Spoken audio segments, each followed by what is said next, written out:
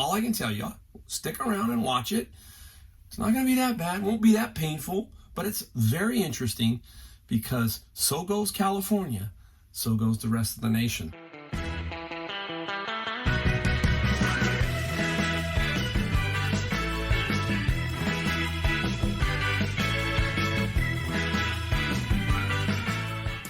Hello everybody, Mike the Golden State Picker in the garage again, getting ready to go to Disney World. So this video I wanted to put out prior to leaving. I don't know how many videos I'm going to get out while I'm in Disney World. It's going to be 2 weeks, so I will not be, around thrifting, all that kind of stuff, and doing a lot of videos. So I'll try and maybe sneak 1 or 2 in there. So don't forget, I will be back. We're going to kick it into a different gear, hopefully, once I get back. Do a bunch of different stuff. A lot of good stuff coming up. Unfortunately, I had Christmas, I had family, and then I really got sick.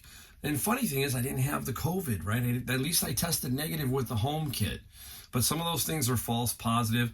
Trying to get a test that means something while you're sick, it's pretty hard. You got to get in line. You got to make an appointment. They wanted me to make an appointment 5 days later. What good's that going to do? I mean, testing-wise, really?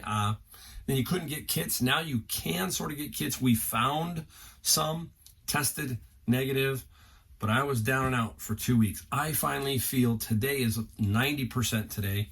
Tomorrow I'm going to try to play a round of golf before I leave, head to Monterey, do that, and all that kind of stuff. But I was going to talk about some things. We're going to talk about the winner of Atomic Habits. You have to watch the end of the video where I do the random comment generator, and the winner will be announced. And you can contact me via email in my description if your name's on there. I already know who it is because I've already shot the video, but I'm not going to say it because I want you to see it at the end, all right? We're going to show you a few things I sold just on the screen in the last few days. Because I was sick, I was just there. I couldn't do a lot of videos, and even shipping was kind of spotty. I was doing like 2 or 3 at a time, sitting down, resting, that kind of thing. It was cold. It's cold out here sometimes, so I had to do a lot of that. And I didn't think it was cool to sit there and make a video and cough all the time. You saw me. I tried to make that one, and I still coughed a little bit. So I want to make sure of all that. All right. Now we're going to talk about some YouTube stuff. We're going to talk about a couple other things on eBay. We got one newspaper article now. I like to punch in some things like a song and so forth. Well, today I'm going to put in a newspaper article. Now, don't go getting all bent out of shape because it talks about something about in my state, and somebody's going to go, oh, I didn't tune in to listen to that. It applies to you as a business person and as a person, okay? That's all I can tell you. Stick around and watch it. It's not going to be that bad. It won't be that painful, but it's very interesting. Because so goes California, so goes the rest of the nation. That's the saying, okay? Stick around for that. All right, many have asked about YouTube because I didn't put my YouTube money that I make off YouTube in my video. Well, because I don't make that much, number one, and maybe down the road I would explain that a little bit better, but I'll tell you what I made. I really didn't get started to get really big monetized until about August, what I would call big. I had a video that went, sort of semi-viral. It helped me get some subscribers. I have about 13,000 subscribers, and thank you to everybody. If you like, hit that like button. It does help the videos.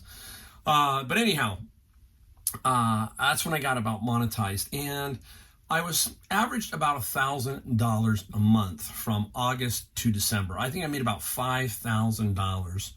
And it's trails off a little bit. It starts off here because I was really doing really well, and then it just kind of slows down. Now, the reason that is there's 2 things. Amazon and YouTube, I'm going to use them both kind of here as a kind of a thing. They are beast. They are big. Amazon's big, and so is Google, YouTube. They need to be fed. Amazon needs to be fed product. YouTube needs to be fed content. And if you don't feed them content, it just kind of, you see the gradual drop. It's very, very difficult. If you are a YouTube creator or content maker, you have to kind of keep it up to keep those numbers up. It's like, it's very addictive, but it's also, it feels like you can feel like those 2 companies pushing you. The Amazon is pushing you to put more stuff in, right? They dangle that carrot out in front. So it's not as easy as you think. Some of the bigger content creators, they make great money. Some of just the reselling content makers, some of those guys make really decent money, okay?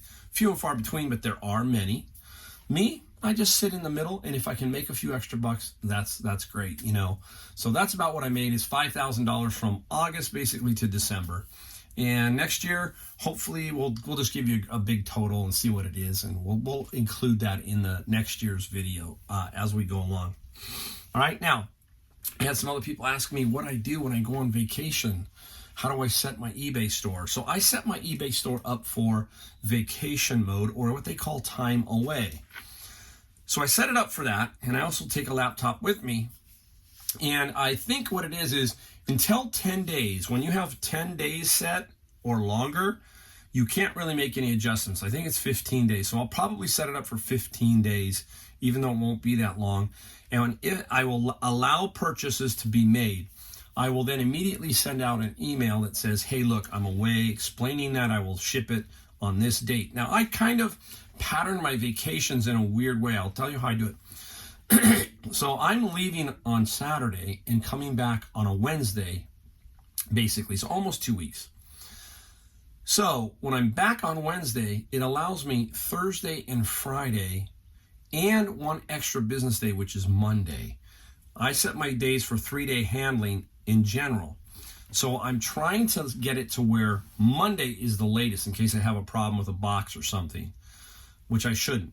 But that gives me, when I get home, Thursday and Friday, I should have almost everything out, definitely by Saturday. And if there's a problem, by Monday. So as I go along during the vacation, I start to change the handling time. So if I'm 7 days out, now these are business days, as I believe, I will start to change it to 7 day. The next day I'll change it to 6, the next day to 5. Finally, when I get down to like Tuesday, I'll just let it go back to normal. So it's about 8-9 days where you're just kind of doing this and then letting it run. And when I come back, you're just jammed. You're just, usually you have a lot of stuff. It doesn't matter to me if I have a lot or not. But generally speaking, if you average 8 a day and you're gone 10 days, let's say, you might get 50, because, you know, there's going to be some people who aren't going to buy. So you might get 45, 50. If you're selling bigger items, or you're selling smaller items, you might get more. So something to think about. So that's how I set my vacation mode. All right, up next is want to talk to you guys about also how I kind of prep for these vacations, or start to think about these bigger vacations. 2 and 3 day ones, I really don't. I kind of keep the same routine. But for example, this week I just did Monday and Tuesday, and I did books. I wasn't feeling great still, so Monday and Tuesday I did some books. And then I did some savers and cut half days there to kind of trying to get everything into order. One good thing is Amazon has opened me up for a few more books. So I'm able to put in a few more books. So that kind of threw a wrench into it. So now it's like I wanted to get as many books out as I could. So I'm putting out as many as I can to get up to that number, so that when I get back, the number will be back down and I can put more in. So you can kind of see, you just think in these patterns. Think of these ways to make your next time, like, 2 weeks from now, a little easier, right? So I'm going to push in as many books as I can that they allow me to. And then as I'm gone, I'm going to sell some books, and I'm going to have a number, and then I'm going to come back that weekend too and put some books in. So you can kind of see how you work. You just kind of let it flow. You just let it flow. So that's the week. And the other thing I like to do is, you've heard me say no death pile. I do not have a death pile. I have nothing except for maybe some real small things, nothing like records and that kind of thing, and CDs. I don't call those a death pile because I just kind of pick them up and put them out as I want to. So like, I want to make sure, which I'm doing right now, that every item, if I've got a return that I can resell, anything that I can do, I'm putting it back up to get it up on listing. The other thing that I'm going to do is Friday night before I leave, I'm going to sit down and put the store on sale. So I'll put the store on sale too, to try and boost those sales for that 10-day period. So, you do all these little things. You want to get caught up. You want to do maybe what I do, which is put the store on sale. Just when you leave, that's it. You want your mind to hopefully be clear, right? Just be clear. You've got no return sitting on you, no nothing. your bills are all paid, everything's ready to go, and then it's like, okay, I'm going to focus on this, and hopefully you don't have any issues, which we really don't as resellers. We don't have that many. We have some returns, we have some other issues, but generally speaking, we don't have that many. So that's kind of what I do this week, and that's what I'm doing, and I'm taking a day to play some golf. So there you go. That's kind of how I do it. It's fun being a reseller. You set your schedule. You set everything for yourself.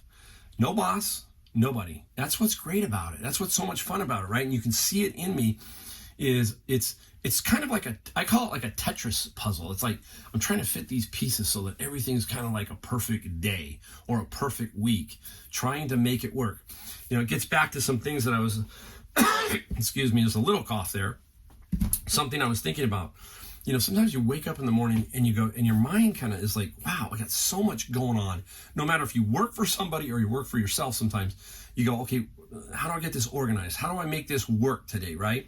And sometimes it's hard to get yourself going, just hard to step on that gas pedal, right? All I can tell you is the only way to make it happen is just do it. You hear that all the time. It's true. Get yourself moving. So get breakfast, and then let's go. Let's try and find one thing. It usually will get you started and get you flowing. So what I do sometimes is I'll take the easiest couple of things first, and then I'll work my way to the more difficult, because it just, you want to get that morning flow. Get a few wins under your belt or something under your belt. If you start out with the hardest item and it just kills you mentally, like I had to, you're going to see something here that I had to package. Well, I didn't want to do that one right away. I wanted to kind of get my feet wet, get my morning started, and then kind of jump into it. So that's kind of another way that I work, is I want to kind of work with the easiest things. That's why I enjoy doing books right off the bat, because I know they're pretty straightforward. I don't have to drive from place to place. I get there, boom, do it, and then I kind of feather out from there. Let's talk about some other things. I was thinking, some people are just asking me how I'm running into more and more people who know me in the stores and stuff, and they're asking me, and they know me just from thrifting and stuff, and they're asking me, tips, ideas, kind of things like that. And I don't mind giving them out. I don't mind giving. That's what this is all about. This is all about trying to help other people, helping you, helping everybody else.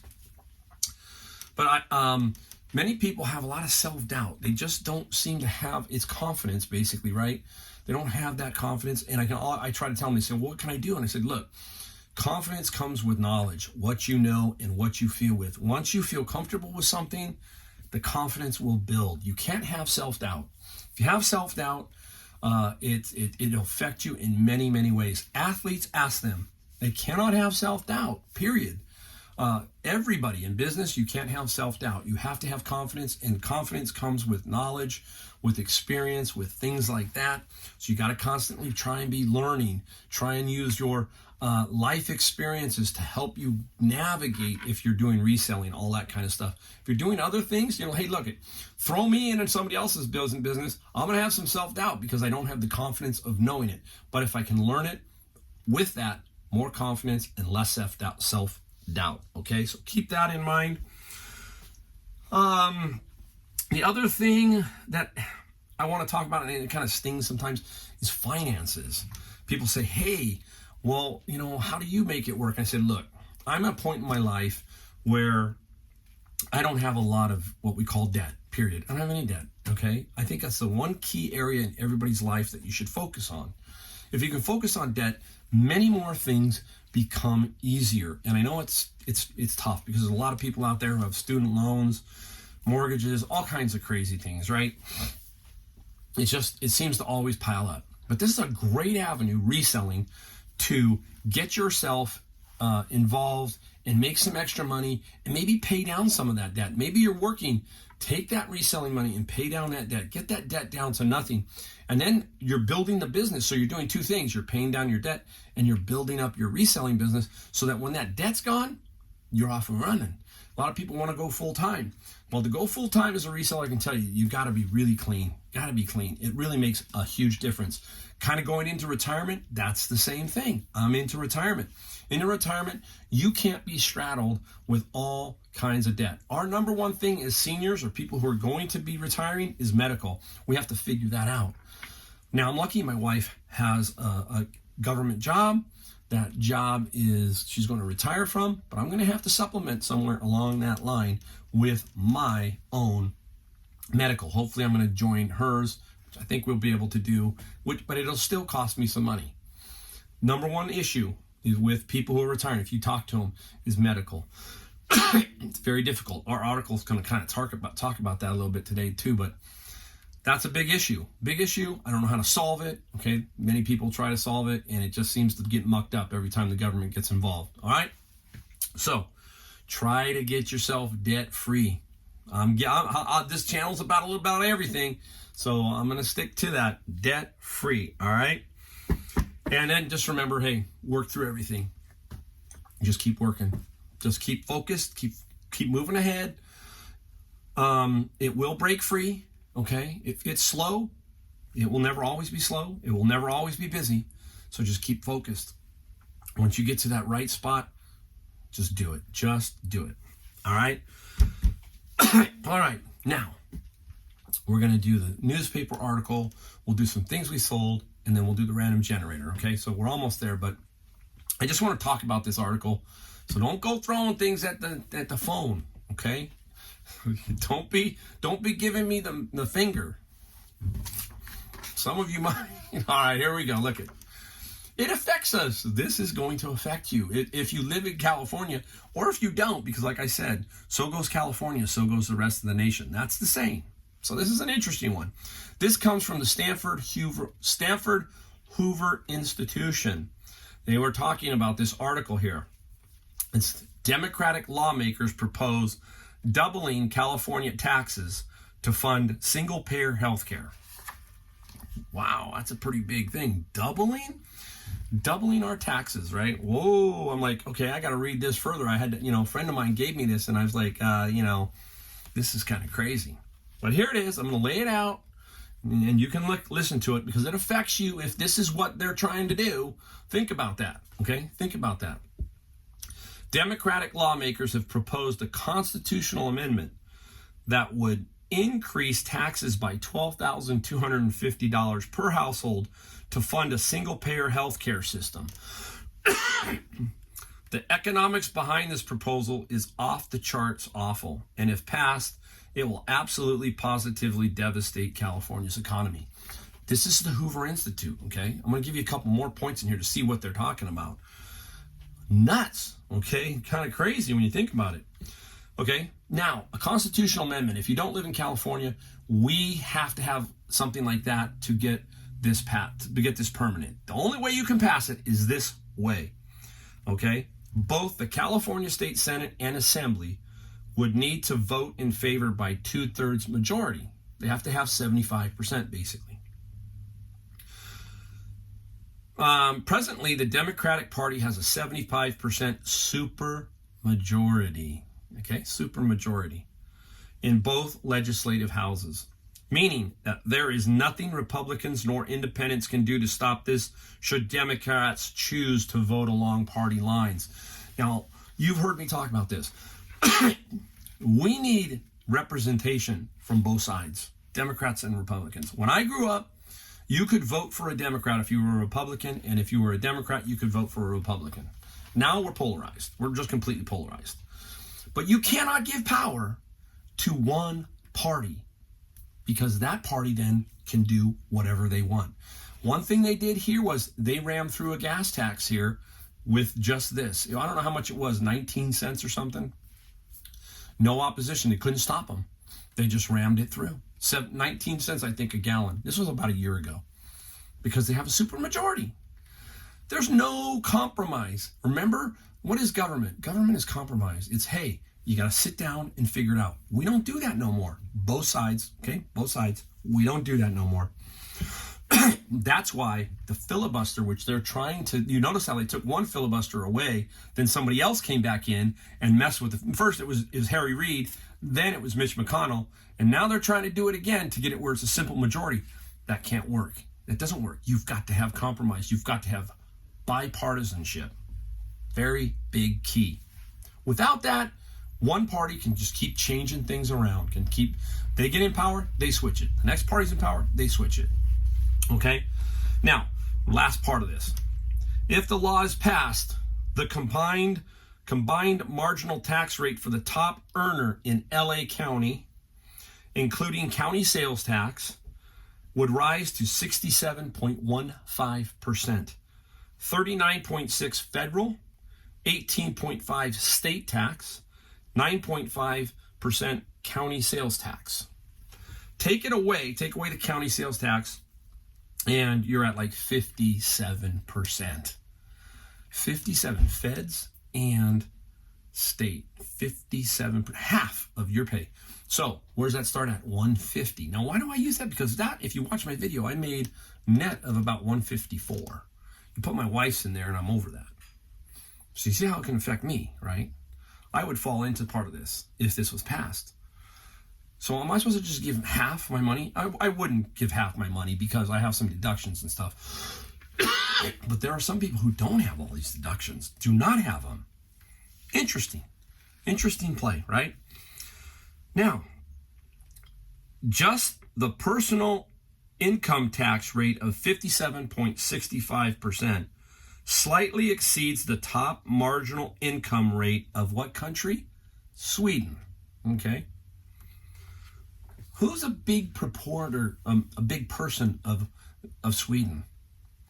Bernie Sanders' favorite self-identified social country is Sweden.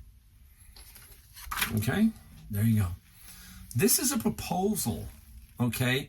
Now, I don't know if this is going to pass. I think it's pretty strict, pretty crazy, but I can't say it won't because they have the majority. Now, no matter where you sit on the fence, ask yourself if you like those numbers, if you're making that. Now, you may not be making that money, $150,000 or whatever, to get into that top tier. But here where we live, $150,000 doesn't get you far. So I'm talking about where I'm at, and we do have resellers in California. Okay, we do have them. And they would be affected somehow by this. Crazy, right? Just saying, hey, people, we got to start thinking. We got to remember, I've always talked about this. You better be thinking about yourself, not the government, because the government has ways of screwing everything up. Everything. So there's the newspaper article. Love me or hate me on that one. There you go. I'm going to take a little drink. All right. Now, enough of that. Let's get into some things that we sold. I'm just going to put them up here, and we'll just quickly talk about them. We'll speed right through. First item up is a laser disc, Spaceballs. Found a bunch of these in Savers. They were $1. I think they were $2.99. I want to say they were $2.99 minus 30%, so about $2. The Spaceballs one sold for $40 plus $6 shipping. A lot of these laser discs, if you look at some horror ones, they can sell for good money.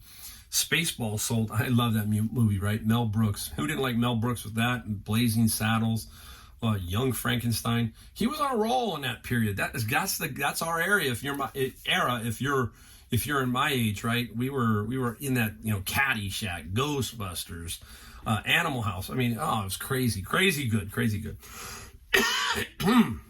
See, I still have it. It's when I talk. That's why I couldn't keep making videos, because it was just driving me crazy. All right, up next, a Tria laser. I'll never buy these again. Okay, I've got 2 of them. Never going to buy them again.